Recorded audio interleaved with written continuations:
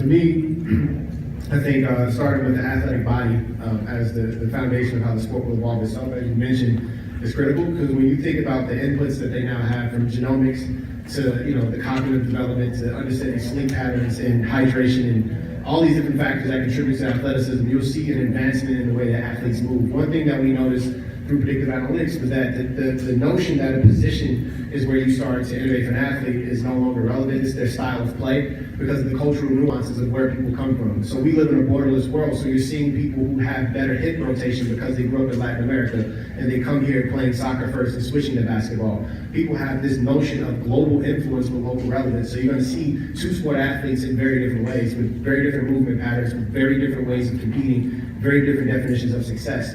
So one good example of that is the way that Ben Simmons moves on the court. He's a motorcycle amongst cars. He could not have developed in the U.S. with his biomechanical movement in the same way. Being outside of the U.S., having different cultural influences, understanding that he is an athlete, not a basketball player, multidimensional. You're an asterisk now. You're not a T-type athlete. You don't play one sport. You play in general.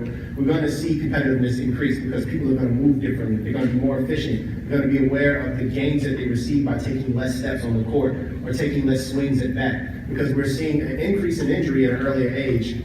At the same time, we're seeing an increase in sport participation. We're seeing an increase in our ability to design for the body in motion. So when technology meets a person's willingness to compete, you see singularity in the same way they talk about singularity in regular tech. It's happening now with companies like Nike and their competitors, who I won't mention, still loyal 24/7. They now have the bodies to design for it, because at one point technology was moving faster than the athlete's ability to keep up with it. Now athletes understand that it's cognitive development, physical development, emotional development, and social and cultural influences. So we're not going to see athletes anymore in the same light. They're going to be entertainers. In the same way we see musicians and artists, they're going to be multidimensional. And that's the exciting piece, because the sports itself is great, but the culture of sport will change the way that we think about the world. And you're seeing that in the Olympics with the conversations that are happening off the track or off the soccer pitch or away from the mat. People talking about very big topics. So sport in and of itself will be the way that this planet evolves the conversation around diversity, inclusion, and advancement of human potential. And that for me is exciting, because when you see a body in motion, it is the greatest culmination of what we could achieve as a people when we collectively decide to align ourselves against one mission. You see that when a person runs the 100. Usain Bolt